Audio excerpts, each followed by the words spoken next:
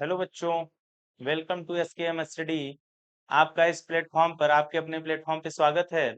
बच्चों हमने कल जो है एक चैप्टर कर लिया था इंडिगो वाला, उसको कंप्लीट कर दिए थे।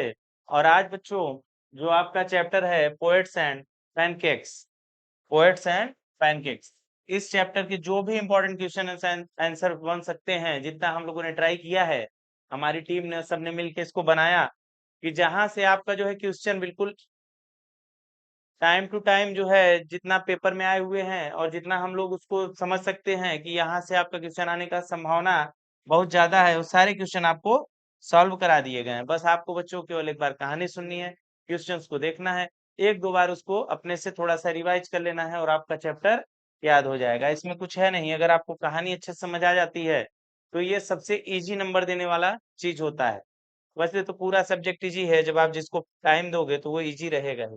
देखो बच्चों, हम स्टार्ट करते हैं पोएट्स एंड पैनकेक्स। देखिएगा, दिस चैप्टर, यह जो चैप्टर है poets and pancakes, is an excerpt from Ashoka Mitran's book my years with boss. यह जो कहानी है बच्चों पोएट्स एंड पैनकेक्स की, यह अशोका मित्रन जो है उनकी एक किताब की, ठीक है, किताब में से निकाला गया, जैसे 10 पन्ने 20 पन्ने निकाल के उसके आपके बुक में डाल दिए हैं। उस किताब का नाम क्या रहा है? उस किताब का नाम है माई इयर्स विद बॉस। बुक का नाम क्या था? माई इयर्स विद बॉस। उस किताब में से ये आपका चैप्टर निकाला गया है पोएट्स एंड पैनकेक्स, और उसको आपको पढ़ना है। किताब के लेखक कौन है बच्चों? अशोका मित्रा। अशोका मित्रन, मित्रन जैसे बोलना चाहो, ठीक है, अशोका मित्रा इसके लेखक हैं। चलो, recounting his experience eight Gemini studio. बच्चों यह जेमिनी स्टूडियो है चेन्नई में, ठीक है, जेमिनी स्टूडियो था चेन्नई में। उसकी कहानी दिखाया गया है कि वहां पे उनको कैसे कैसे अनुभव हुए अशोका मित्रन साहब को।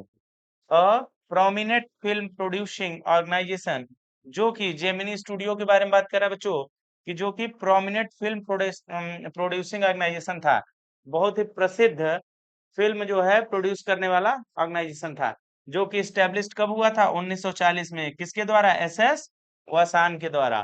ठीक है, चलिए आगे बढ़ते हैं बच्चों। उसके बाद देखते हैं, द चैप्टर कवर्स सेवरल की एस्पेक्ट्स। ये चैप्टर जो है बहुत सारे एक्सपेक्ट पे कवर करता है, सारे एक्सपेक्ट हम देखते हैं इसके। पहला है Gemini studios and it's makeup department. इसको समझते हैं कि क्या था पैनकेक मेकअप। देखो, the studio used pancake brand makeup in large quantities, highlighting it's wide spread use by various actresses. बच्चों पैनकेक ब्रांड का मेकअप का सामान होता था, जो कि यह स्टूडियो यूज करता था, और यह बड़े ही बड़ी मात्रा में लार्ज क्वांटिटी में इस्तेमाल किया जाता था। उसके बाद देखिए location and conditions. The makeup department was located in a building. Makeup department एक बिल्डिंग में लोकेटेड था, believe to be Robert Clive's stables. ऐसा माना जाता था कि जो रॉबर्ट क्लाइव का अस्तबल है, जहाँ घोड़े वगैरह बांधे जाते हैं, वहां जो है उसके ऊपर ये बना हुआ था, उसी बिल्डिंग में। The use of incandescent lights created fiery misery for those undergoing makeup। ठीक है, जो भी मेकअप करने जाते थे बच्चों, उनके लिए कैसा अनुभव होता था? Fiery misery, undergoing makeup. देखिए, ये कह रहा है आपसे कि एक रॉबर्ट क्लाइव का जो है अस्तबल था, उसके ऊपर ये बिल्डिंग थी, और जहां पे यह डिपार्टमेंट काम करता था। कौन सा डिपार्टमेंट? ये आपका मेकअप डिपार्टमेंट। ठीक है, मेकअप, जो कि पेनकेक कंपनी का आपको मेकअप पेनकेक ब्रांड का लगाता था। अब तो ये ब्रांड खत्म हो गया, उस टाइम पे था। और ये सारे सरकमस्टेंसेस की बात कर रहा है कि कैसे कैसे वहां पे लोगों के साथ में, जो मेकअप आर्टिस्ट थे, उनके साथ क्या जो है समस्याएं थी और क्या उनके साथ अनुभव रहा इनका।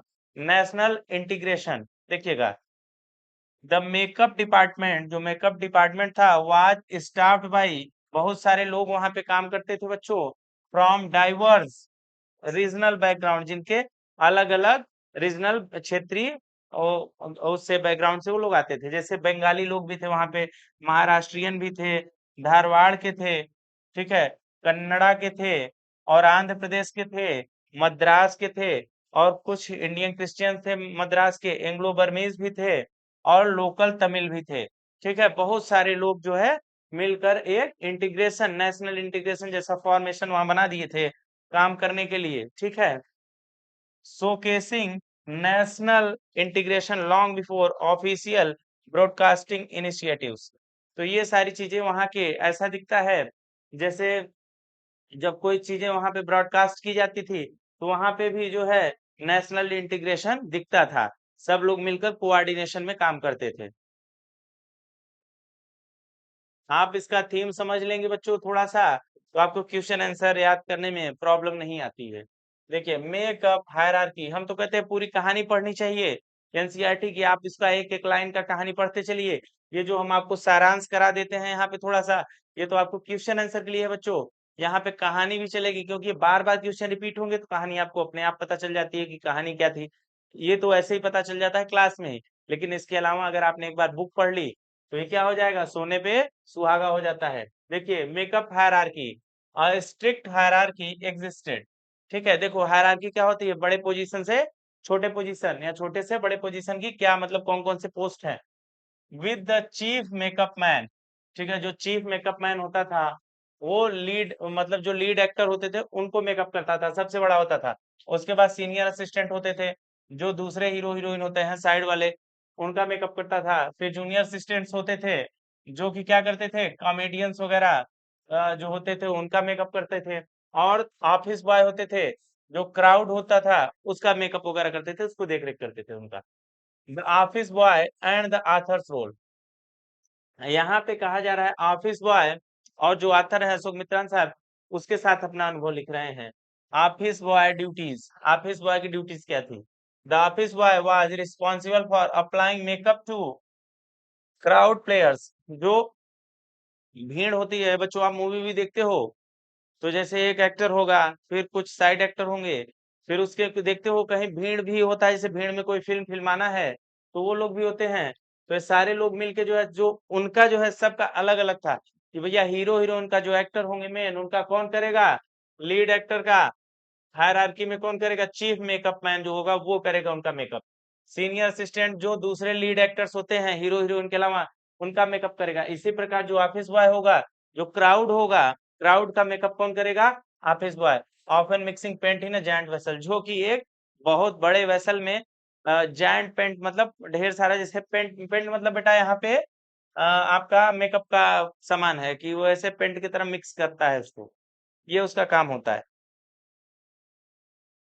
ऑफिस बॉय डिसअपॉइंटमेंट, जो ऑफिस बॉय है उसकी निराशा के बारे में लेखक लिखते हैं। Despite being in his early forties, अपने अर्ली फोर्टीज में था वो, 40 मतलब 40 में, जैसे 35 35 30 32 साल का रहा होगा।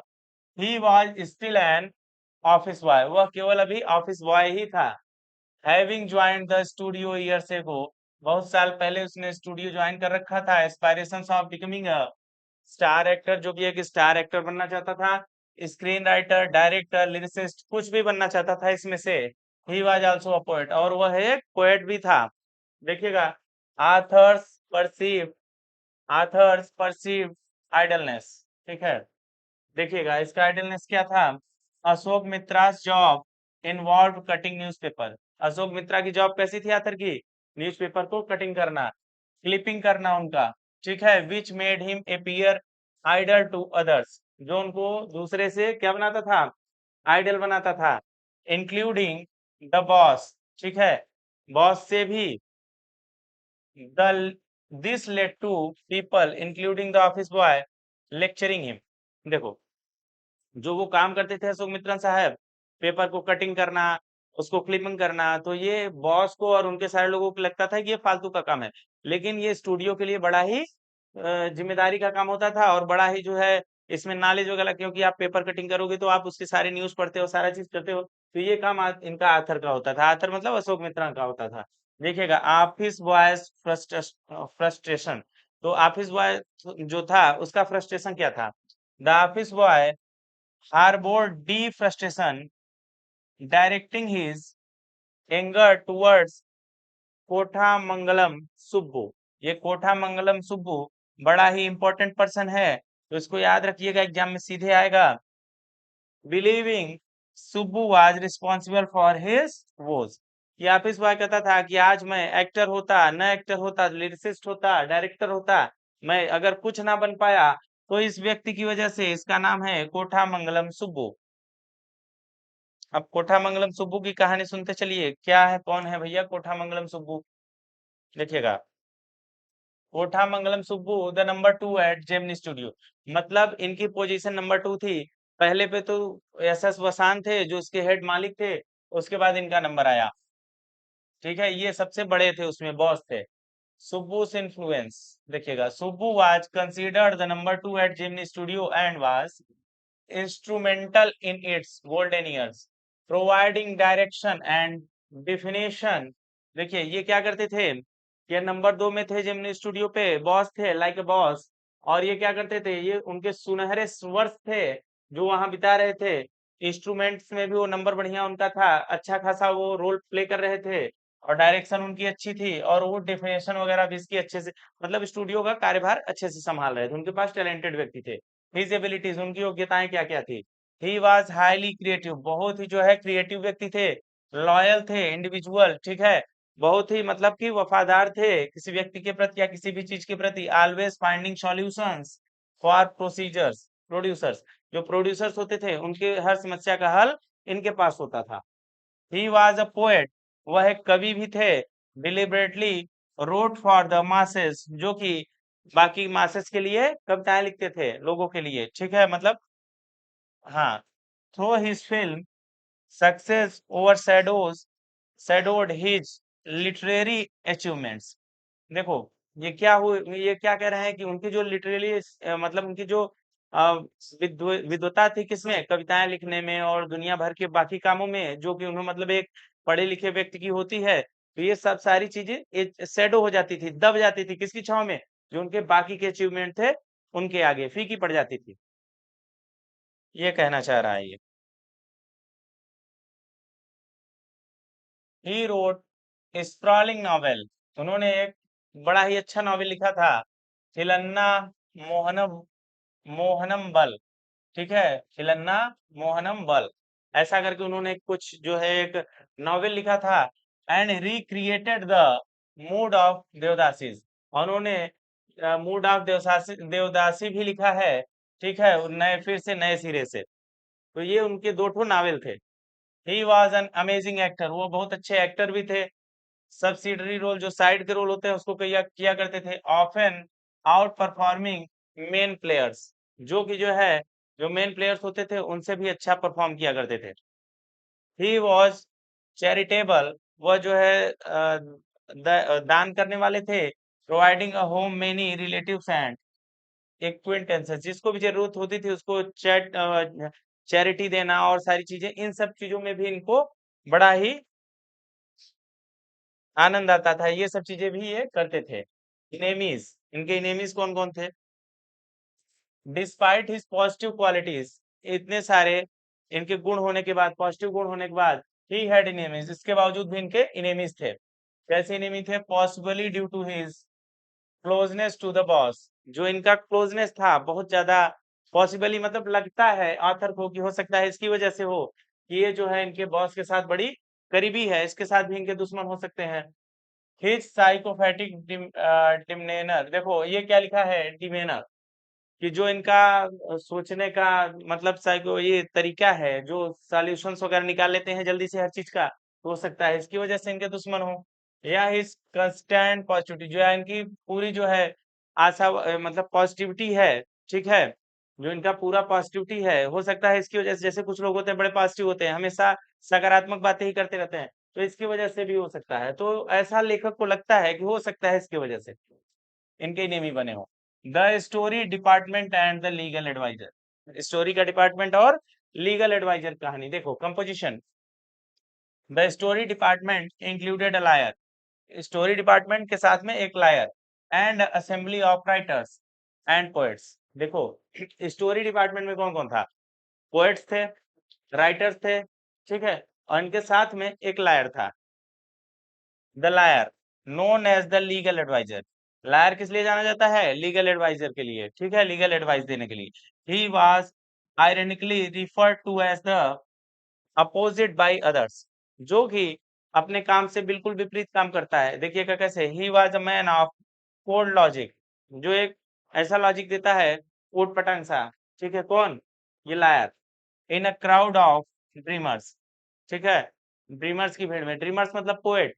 पोएट क्या करता है? ड्रीम करता है, सोचता है, सोचने का काम करता है। और ये क्या करता है? लायर फैक्ट पे बात करता है, जो ओरिजिनल बात होगी वही करेगा, ठीक है। और पोएट क्या करेगा?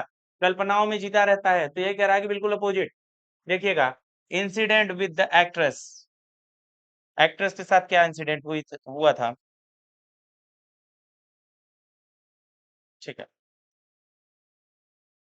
The liar famously recorded a temperamental actresses tirade playing it back to her, which led to the end of her career। एक बहुत ही प्रसिद्ध जो है एक्ट्रेस थी बच्चों, जो कि उसका हमेशा जो टेम्पर रहता था, मतलब उसका गुस्सा उस्सा रहता तो बड़ी काम रहती थी, ठीक है, जमीन से निकल के, मतलब कि बड़े ही छोटे स्तर से आके फेमस हो गई थी और बहुत अच्छा उसका कैरियर चल रहा था।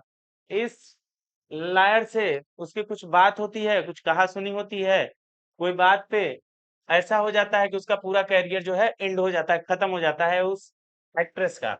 डिस्टिंग अपीयरेंस, अनलाइक अदर, दूसरों की तरह नहीं, हु और खादी, जो कि खादी पहनते हैं, ठीक है। देखो, ये लायर के बारे में बात कर रहा है कि बाकी लोग जो खादी पहनते हैं उनकी तरह नहीं। ये कैसे आता था? ये पैंट्स पहनता था, टाई पहनता था, समटाइम्स कोट भी पहन के आ जाता था, ठीक है। तो ये सारी चीजें इसके बारे में हैं। डिपार्टमेंट क्लोजर क्या था? The story department was eventually close down by the boss. जो बॉस थे, जो मतलब ओनर थे, उन्होंने क्या किया? डिपार्टमेंट क्लोज कर दिया। कौन सा? ये जिसमें राइटर्स और ये लोग रहते थे, लायर वगैरह। क्यों? Leading to the liar losing his job. तो इससे क्या हुआ कि लायर की भी जॉब चली गई और बाकी सबकी, पोएट्स की वर सेंट टू होम, सारे लोग घर भेज दिए गए, ठीक है। Gemini studios as hub for poets and political views. Gemini studio किसका हब था? पॉलिटिकल और पोएट्स का, पॉलिटिकल व्यू और पोएट्स के लिए था। देखिए, Gemini studio was the favourite spot for poets like SDS Yogiyar. तो देखिए, जेमिनी स्टूडियो क्या था? फेवरेट स्पॉट था, बड़ा ही मतलब उनका पसंदीदा जगह थी, किसके लिए? एसडीएस योगीयार के लिए। सांगू सुब्रमण्यम, ठीक है, इनका नाम था, सांगू सुब्रमण्यम के लिए भी, कृष्णा शास्त्री के लिए, एंड हरिंदर नाथ चट्टोपाध्याय के लिए, ठीक है। बड़ा ही फेमस, ये सब बच्चे राइटर, डायरेक्टर, प्रोड्यूसर वगैरह रहे होंगे बड़े बड़े, ठीक है, उस टाइम के 1940 के।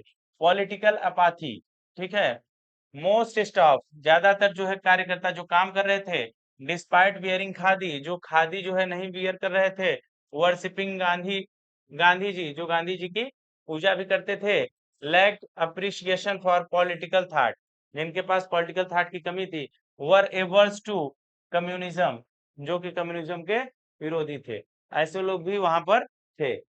मोरल री आर्मामेंट, एमआरए, ठीक है, विजिट, ये किसी विजिट हुई थी 1952, Frank बुचमैन्स MRA army.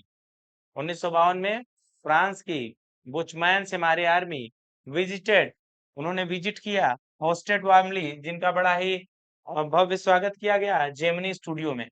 They presented to place, ठीक है, उन्होंने दो चीजें प्रेजेंट की, क्या क्या? Jotham valley and the forgotten factor, इन्होंने ये दो चीजें पेश की थी। विच इन्फ्लुएंस तमिल ड्रामा, जिन्होंने तमिल ड्रामा जो है, तमिल ड्रामा को क्या किया? इन्फ्लुएंस किया, उस पर अपना असर डाला। ये जो दो लोग आए थे, ठीक है, द आथर, दो लोग क्या मतलब? दो चीजें। The author later learn, author ने बाद में जो है स्वीकारा या समझा, ये हमारे was counter movement to communism, जो कि कम्युनिज्म का काउंटर मूवमेंट था, उसको काउंटर करने के लिए था, यह लेखक को बाद में पता चला। The English visitor Stephen Spender, देखिए, मिस्टीरियस अराइवल, जो इंग्लिश विजिटर थे उनका मिस्टीरियस अराइवल होता है, उसके बारे में है। एन इंग्लिश पोएट, एक अंग्रेजी जो है कविताकार, कविता करने वाले कवि, later revealed to be an editor, बाद में पता चला कि एडिटर हैं वे। विजिटेड जेमिनी स्टूडियो, जो कि जेमिनी स्टूडियो को विजिट करते हैं, causing much speculations among the staff, only new famous English poets, जो कि स्पेकुलेशन थी उनकी एमंग स्टाफ में, सारे लोगों में, ठीक है, ऐसा अनुमान था, ऐसा जो है बातें हो रही थी कि फेमस इंग्लिश पोएट हैं वो, ठीक है। लैक ऑफ कम्युनिकेशन, कम्युनिकेशन की कमी, बातचीत की कमी। द बॉस गेव अ वेग स्पीच, जो बॉस थे उन्होंने एक बहुत बड़ा, बहुत ही अच्छा भाषण दिया, वेग स्पीच, बड़ा भाषण दिया। And the visitor's accent made his speech incomprehensible, और जो विजिटर थे, देखो ऐसा भाषण दिया किसी को समझ में नहीं आ रहा था, और मेड हिज स्पीच इनकम्प्रिहेंसिबल, उनका स्पीच बिल्कुल भी समझ नहीं आ रहा था ऑडियंस को, लीडिंग टू द म्यूचुअल बैफलमेंट, जो कि आपस में क्या हुआ, तालमेल नहीं बना पाया। His visit remained an unexplained mystery, तो उनका जो है विजिट क्या हो गया, अजीब सा रहस्य रह गया। ठीक है, किसके बारे में बात कर रहा है, ये इंग्लिश पोएट जो थे इनके बारे में। आथर्स डिस्कवरी, आथर की खोज।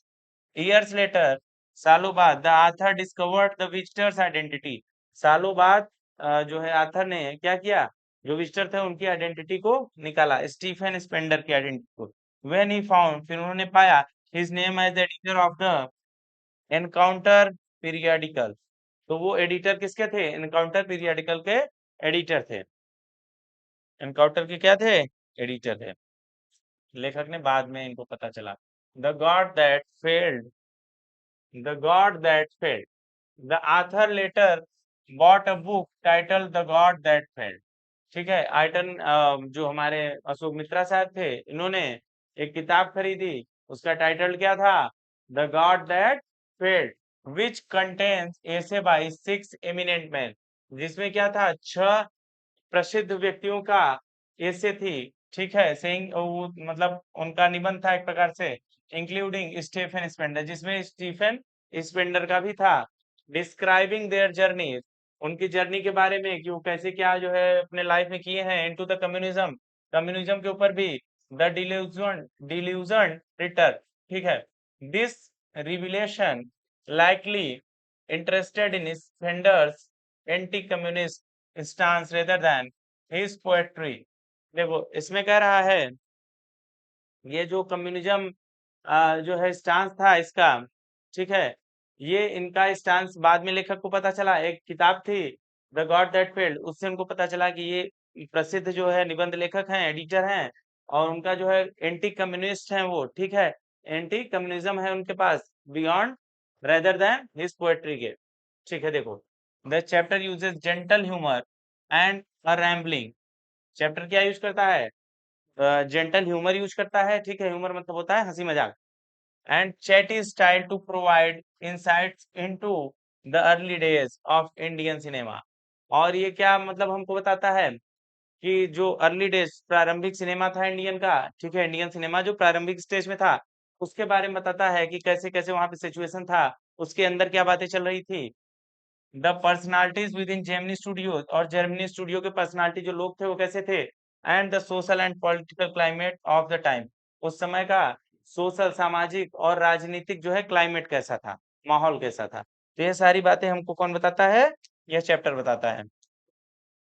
देखिए बच्चों, जो अपने चैप्टर का मेन क्रक्स है, जिसके लिए आप जो है टाइम पे आ जाते हो, वो short answer and type question है और लॉन्ग आंसर है, जो यहाँ पे बड़ी मेहनत करके आपके लिए बनाया गया है।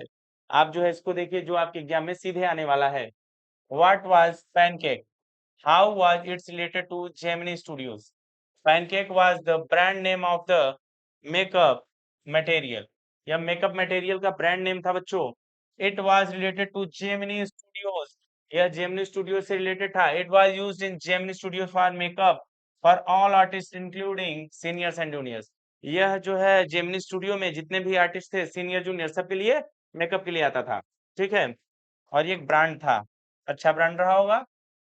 अब तुमको नहीं पता भाई मेकअप के ब्रांड के बारे में, तुम लोग जानते होगे। चलो देखो, where was the makeup department of the Gemini studio situated, Gemini studio का मेकअप डिपार्टमेंट कहाँ सिचुएटेड था, तो ये आपने पढ़ा अभी अभी कि जो मेकअप डिपार्टमेंट था जेमिनी स्टूडियो का was situated in the upstairs of building that was believed to have been Robert Clive's stable, कि रॉबर्ट क्लाइव के अस्तबल के ऊपर जो है ये बिल्डिंग सिचुएटेड थी।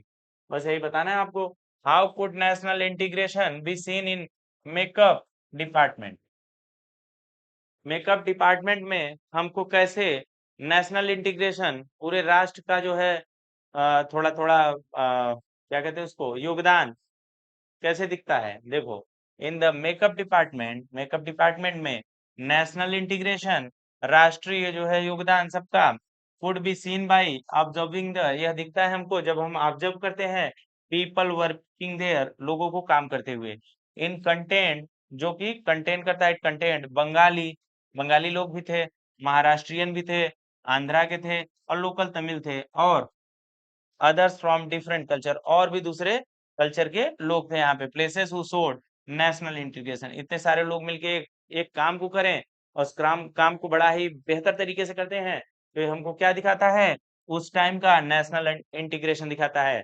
बच्चों ये तो नेता थे, ठीक है, जो इस टाइम पे हुआ है। भाषा, राज्य, क्षेत्र, जाति उस समय इतना हावी नहीं था, क्योंकि देश आजाद हुआ था तो जातियां लगभग कम थी, शायद 3000 के आसपास थी, हमको कंफर्म नहीं है, लेकिन अभी के समय तो ये 2 गुना हो गया है बच्चों।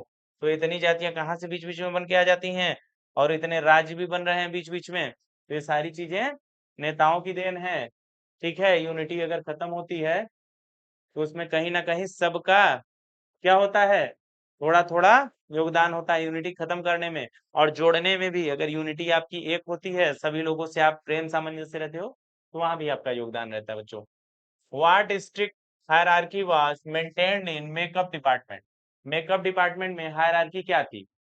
ठीक है, देखिए, in the makeup department a strict hierarchy was maintained, एक बहुत ही कठिन स्ट्रिक्ट हायरार्की मेंटेन की जाती थी, जिसमें द चीफ मेकअप जो था मैन, जो चीफ मेकअप मैन था, वो मेकअप किसका करता था, जो बड़े एक्टर, चीफ एक्टर और एक्ट्रेसेस होते थे। ठीक है, उसके बाद हिज सीनियर असिस्टेंट, उसका जो सीनियर असिस्टेंट होता था, वह सेकंड हीरो जो होता था और हीरोइन, उसका जो है मेकअप वगैरह करते थे। द जूनियर असिस्टेंट जो होते थे, वो मेन कॉमेडियन के जो है मेकअप वगैरह करते थे, एंड इसी प्रकार से चलता रहता था। Who was the office boy, what were his qualities, office boy कौन था और उसकी क्वालिटीज क्या क्या थी, तो देखते हैं।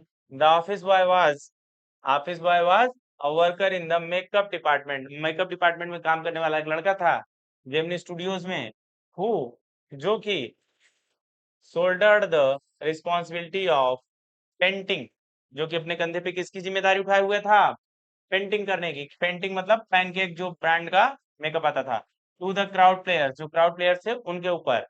He was not exactly a boy, he was in early 40s, वह एक लड़का नहीं था अपने 40 की उम्र में। ही was a bit of a poet, जो कि बिट ऑफ अ पोएट था।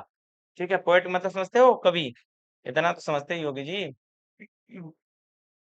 देखो, हु वाज कोठामंगलम सुब्बू, कोठामंगलम सुब्बू कौन थे, Kothamangalam Subbu was the number 2 at Gemini studio, Gemini studio में नंबर 2 की पोजीशन पे ये थे।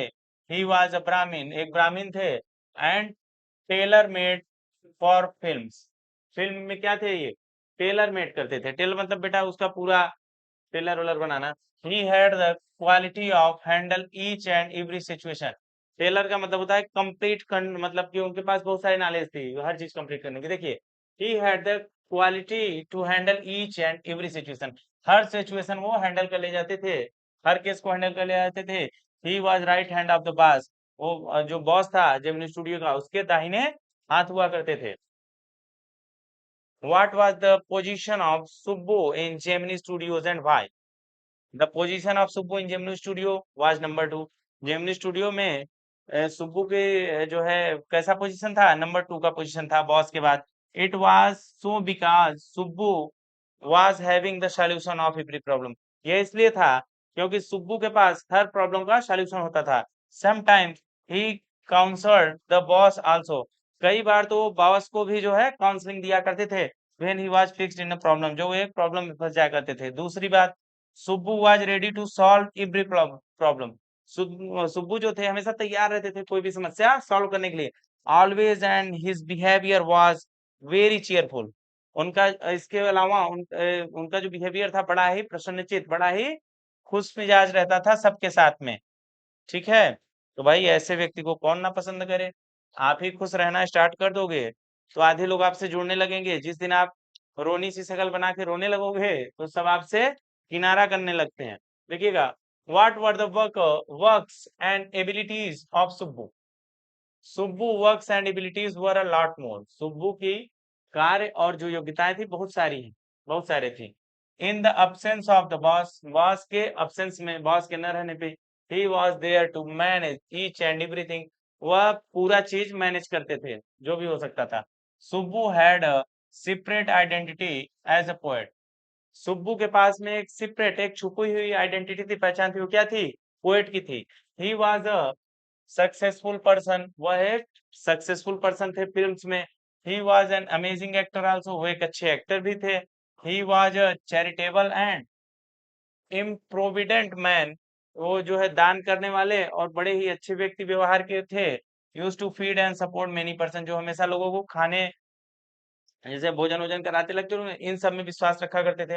वो meet with him in their needs, जो उसको जिस जैसी जरूरत होती थी उसकी मदद करते रहते थे। Overall Subbu was a gentle and cheerful person.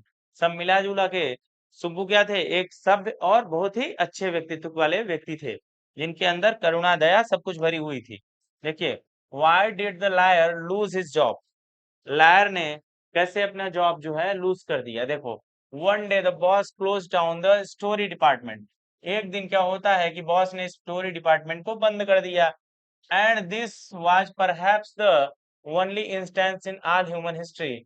और यह पहली बार हुआ शायद ह्यूमन हिस्ट्री में, A liar lost his job because the poets were asked to go home। यह ऐसा हुआ पहली बार, यहाँ पे व्यंग्यात्मक तरीके से बोला गया बच्चों कि ऐसा हुआ ह्यूमन हिस्ट्री में पहली बार कि जो पोएट्स थे, राइटर्स थे, उनकी वजह से किसी वकील की जॉब चली गई।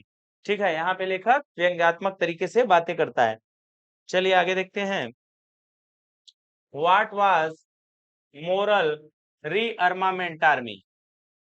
Moral Rearmament Army was a big troop with some 200 strong numbers led by Frank Bushman। देखिए, मोरल रीआर्मामेंट आर्मी जो थी, ये बहुत बड़े जो है सैनिक थे। कितने सैनिक थे उसमें? 200 स्ट्रॉन्ग मेंबर्स, जिसमें 200 बहुत ही मजबूत व्यक्ति थे। बाई फ्रैंक, जो कि कौन लीड कर रहा था? Frank Buchman. MRA was a kind of counter movement to international communism. यह एक प्रकार का काउंटर मूवमेंट था, किसके खिलाफ? जो इंटरनेशनल कम्युनिज्म था। somebody called the group an international circus. किसी ने इन्हें जो है इंटरनेशनल सर्कस की भी संज्ञा दे दी भाई, दिया होगा किसी ने। देखिए, who was the another visitor at Gemini studios.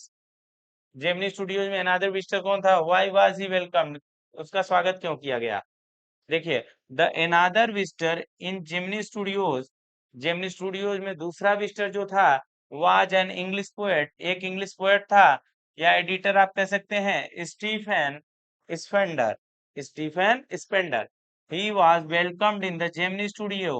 वह जेमिनी स्टूडियो में बुलाया गया, वेलकम स्वागत किया गया। बिकॉज, क्योंकि he was directly invited by mister S S Vasan, क्योंकि उसको सीधे किसने इनवाइट किया था? एस एस वासन, जो कि जेमिनी स्टूडियो के हेड हुआ करते थे, बॉस हुआ करते थे, ओनर ऑफ जेमिनी स्टूडियो। ठीक है बच्चों।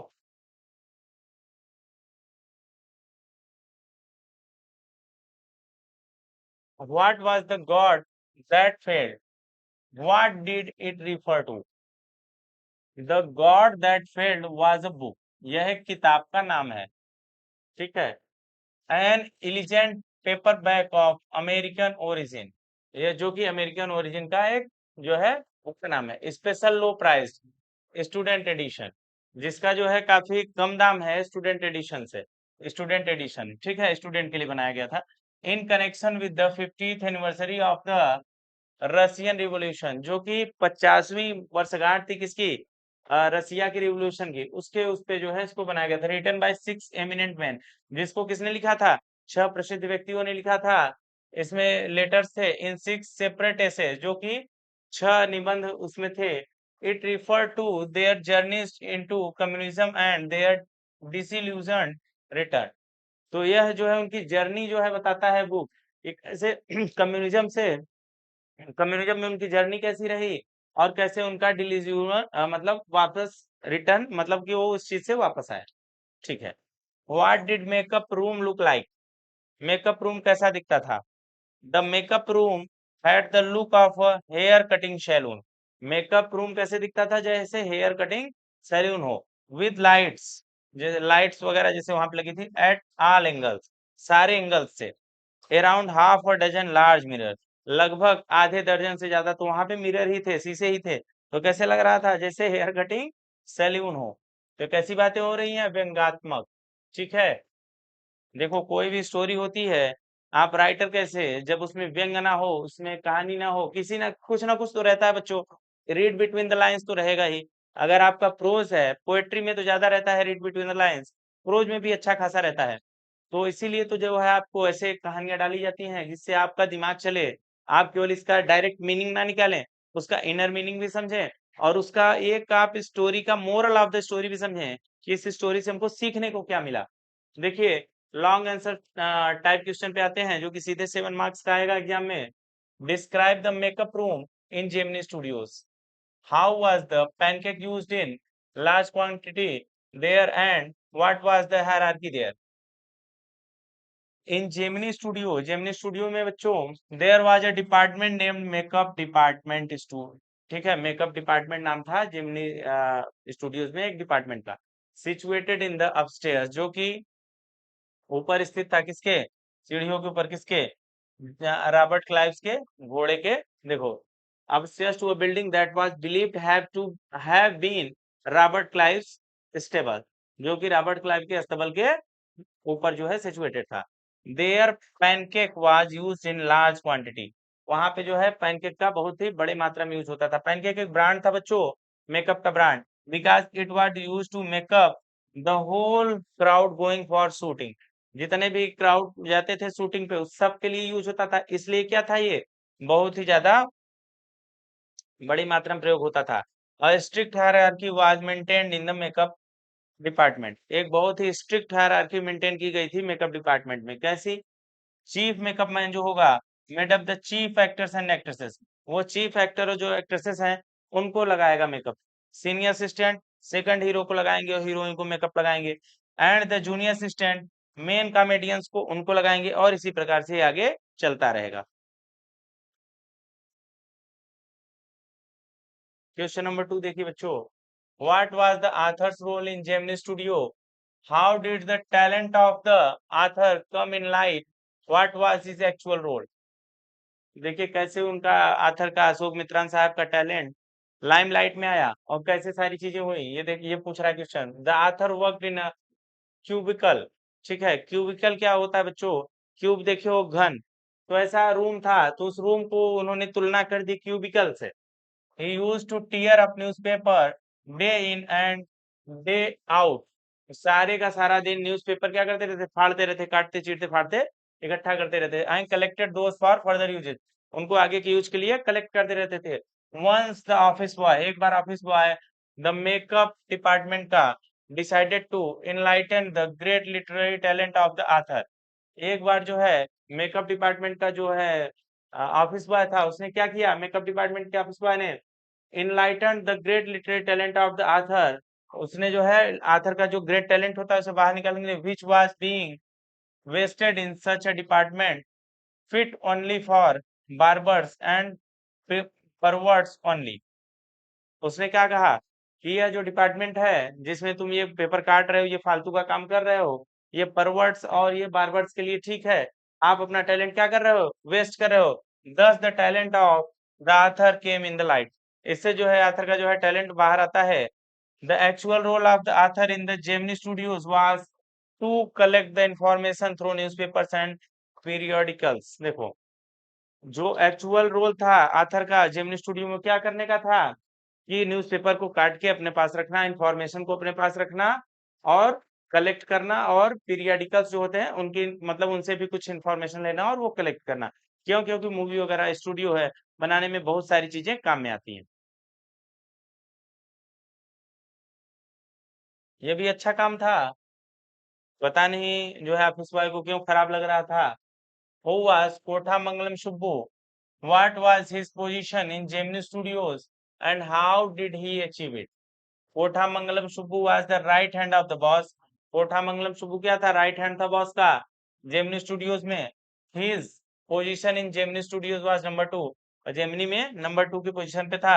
ही achieved this position by his hard work and, इसने पोजीशन कैसे हासिल की? अपनी कठिन मेहनत से। हिज नेचर, उसके प्रकृति व्यवहार से, स्वभाव से। And had many qualities as he became always ready to handle any situation, कि मतलब उसके अंदर ऐसी बहुत सारी क्वालिटीज थी, हमेशा तैयार रहता था कोई भी सिचुएशन हैंडल करने के लिए। सॉल्व एनी प्रॉब्लम, कोई भी समस्या का हल निकालने के लिए। Either related to the profession of the personal, जैसे प्रोफेशन हो या किसी पर्सनल समस्या हो, दोनों के लिए तैयार रहता था। In the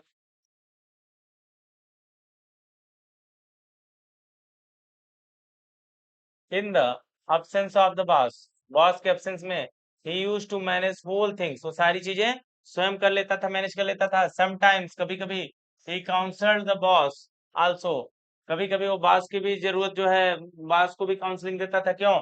boss was trapped in any problem, अगर बॉस किसी समस्या में फंस जाए। ही हिमसेल्फ वाज, सलाह देता था बच्चों, काउंसल मतलब। He himself was an actor and a poet also, जो कि एक एक्टर और पोएट भी खुद था। ही यूज टू गाइड अदर्स, और दूसरों को भी गाइड करता था, आल्सो देयर वर्क्स, उनके काम में। He always had work for everybody, उसने लगभग सबके लिए काम किया। His sense of loyalty, his sense of loyalty him close, made him close to the boss, उसकी जो वफादारी की भावना थी ना, उसने उसको बॉस के क्लोज ले आया। He had a genuine love for anyone he came across, जो भी लोग आते थे उनके साथ उसका जेन्युइन मतलब ऐसे स्वतः ही ऐसे ही स्वभावतः प्रेम रहता था। And his house was a permanent residence of dozens of near and far relations and acquaintances. देखो, उसका जो घर था, जो नजदीकी रिश्तेदार थे, जो दूर के रिश्तेदार थे, सब उसके घर में रहते थे, लगभग दर्जन। ठीक है? क्यों? क्योंकि उसका हृदय ही इतना कोमल था, उस सारे लोगों की मदद करता था। He was a charitable and improvident man and use to feed and support everybody, वो सबको, किसी को भूखा नहीं रखता था, सबको खाने के लिए मदद करता था, और दान दया ये सब करता रहता था। इसलिए वो जो है सब, हर लोग उसका क्या करते थे? प्रशंसा करते थे और सपोर्ट करते थे। His above men- his above mentioned and many others qualities made him close to the boss. सारी जो क्वालिटीज मेंशन की गई हैं, सारी क्वालिटीज को कहाँ ले आई? बॉस के समीप ले आई। लवेबल ऑफ मेनी अदर्स, जो कि बहुत लोगों का प्रिय था। He achieved his deserving position in the Gemini Studio. उसने यह पोजीशन अचीव डिजर्व करता था, जो उसने अचीव किया है। ठीक है? लेखक कह रहा है कि उसने ये पोजीशन ऐसे ही नहीं पाली, वो इसको डिजर्व करता था। देखिएगा, who was the visitor came to the Gemini studio, Gemini studio में विजिटर कौन था? How did the audience take his visit? What was his connection with the book the god that fail?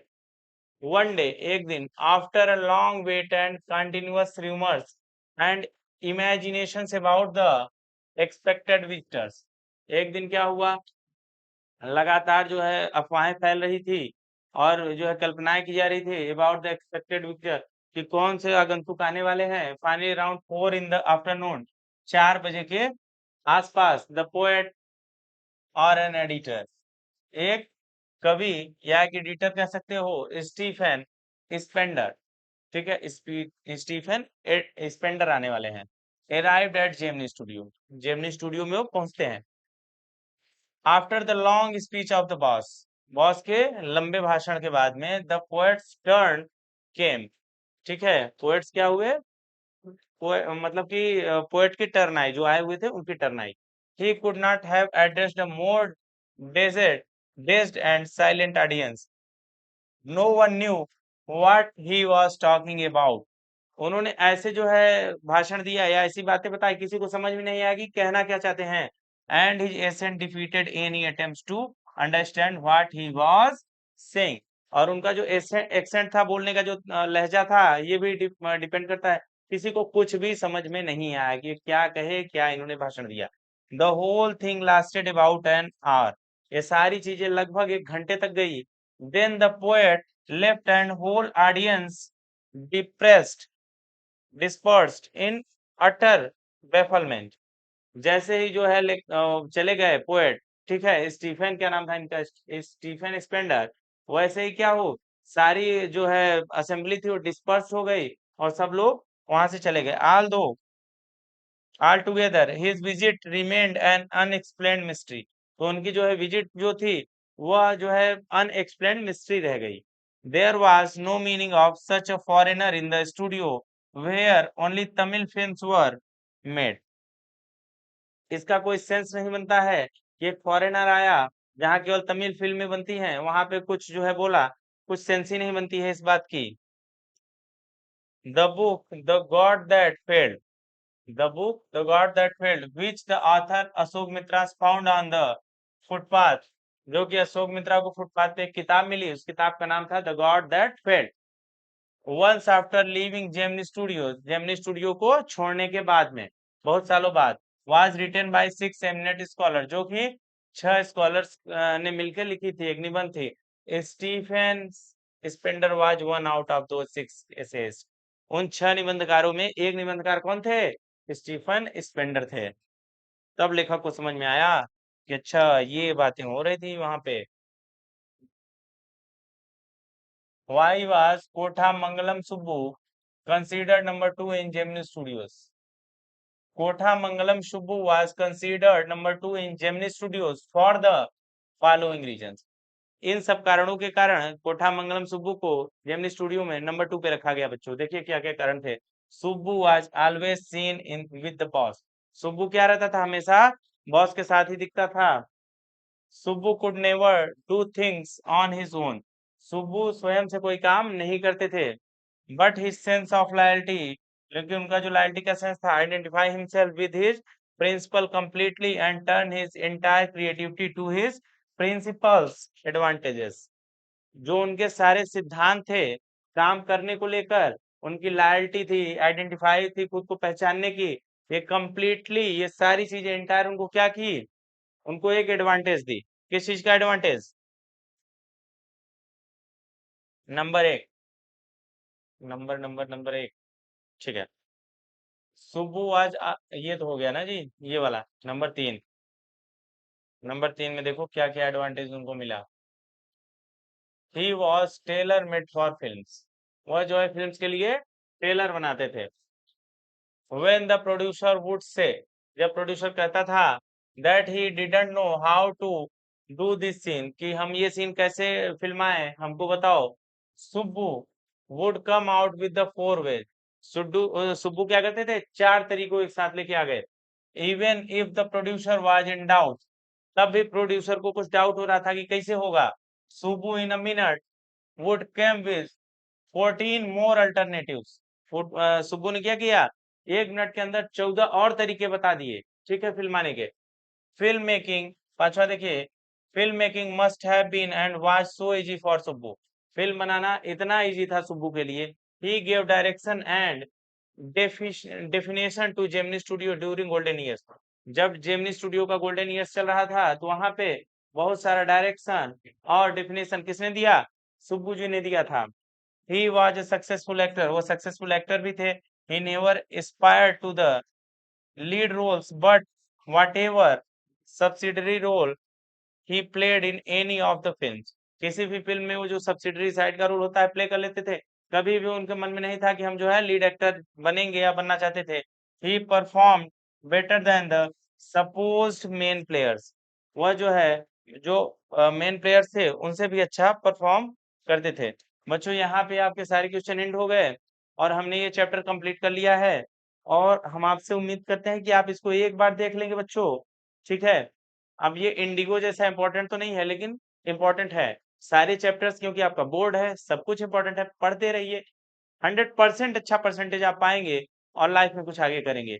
इसी जो है से के साथ हम आपसे विदा करते हैं। मिलते हैं नेक्स्ट वीडियो में। Thank you.